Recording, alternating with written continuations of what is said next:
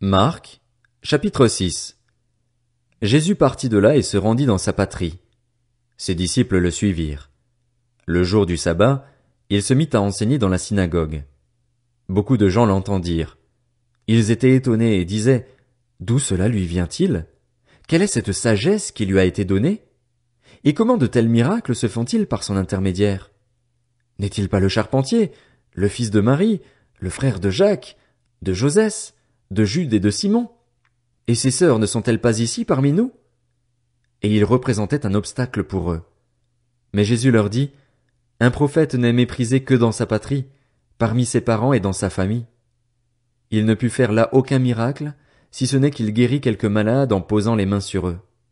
Et ils s'étonnaient de leur incrédulité. Jésus parcourait les villages des environs en enseignant. Alors il appela les 12 et commença à les envoyer 2 à 2, et il leur donna autorité sur les esprits impurs. Il leur recommanda de ne rien prendre pour le voyage, sauf un bâton, de n'avoir ni pain, ni sac, ni argent dans la ceinture, de chausser des sandales et de ne pas mettre 2 chemises. Puis il leur dit: Si quelque part vous entrez dans une maison, restez-y jusqu'à votre départ. Et si, dans une ville, les gens ne vous accueillent pas et ne vous écoutent pas, retirez-vous de là et secouez la poussière de vos pieds en témoignage contre eux. Je vous le dis en vérité, le jour du jugement, Sodome et Gomorrhe seront traités moins sévèrement que cette ville-là. Ils partirent et prêchèrent en appelant chacun à changer d'attitude. Ils chassaient beaucoup de démons, appliquaient de l'huile à beaucoup de malades et les guérissaient. Le roi Hérode entendit parler de Jésus, car son nom était devenu célèbre. Il disait: Jean-Baptiste est ressuscité, et c'est pour cela qu'il a le pouvoir de faire des miracles. D'autres disaient: C'est Élie.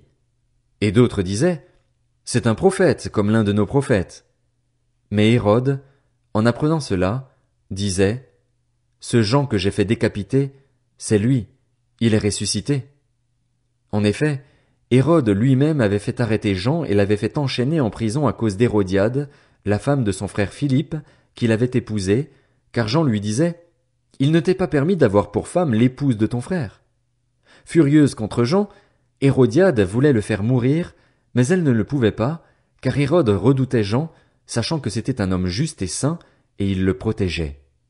Après l'avoir entendu, il était souvent perplexe, et c'était avec plaisir qu'il l'écoutait.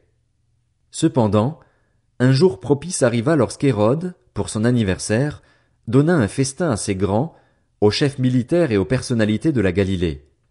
La fille d'Hérodiade entra dans la salle, elle dansa et plut à Hérode et à ses invités.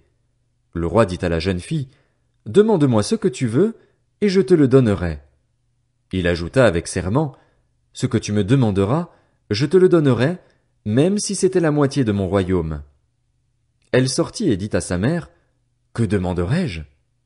Sa mère répondit: La tête de Jean-Baptiste.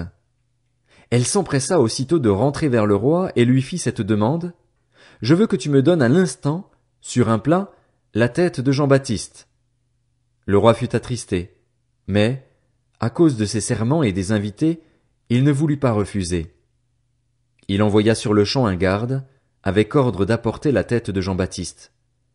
Le garde alla décapiter Jean dans la prison et apporta la tête sur un plat. Il la donna à la jeune fille et la jeune fille la donna à sa mère. Quand les disciples de Jean apprirent cette nouvelle, ils vinrent prendre son corps et le mirent dans un tombeau. Les apôtres se rassemblèrent autour de Jésus et lui racontèrent tout ce qu'ils avaient fait et tout ce qu'ils avaient enseigné. Jésus leur dit: Venez à l'écart dans un endroit désert et reposez-vous un peu.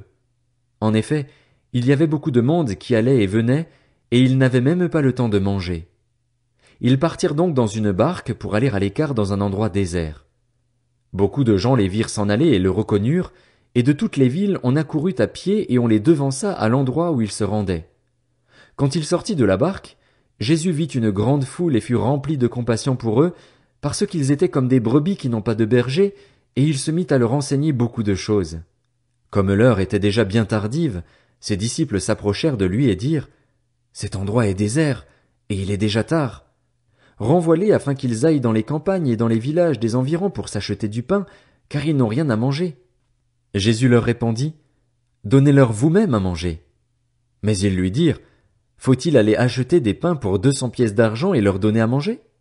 Il leur dit: Combien de pains avez-vous? Allez voir. Ils s'en assurèrent et répondirent, 5, et 2 poissons. Alors il leur ordonna de les faire tous asseoir par groupes sur l'herbe verte. Ils s'assirent par rangées de 100 et de 50. Il prit les 5 pains et les 2 poissons, leva les yeux vers le ciel et prononça la prière de bénédiction. Puis il rompit les pains et les donna aux disciples afin qu'ils les distribuent à la foule.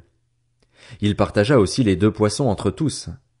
Tous mangèrent et furent rassasiés, et l'on emporta 12 paniers pleins de morceaux de pain et de ce qui restait des poissons. Ceux qui avaient mangé les pains étaient au nombre de 5000 hommes. Aussitôt après, il obligea ses disciples à monter dans la barque et à le précéder sur l'autre rive, vers Bethsaïda, pendant que lui-même renverrait la foule. Quand il l'eut renvoyé, il s'en alla sur la montagne pour prier. Le soir venu, la barque était au milieu du lac et Jésus était seul à terre. Il vit qu'ils avaient beaucoup de peine à ramer, car le vent leur était contraire.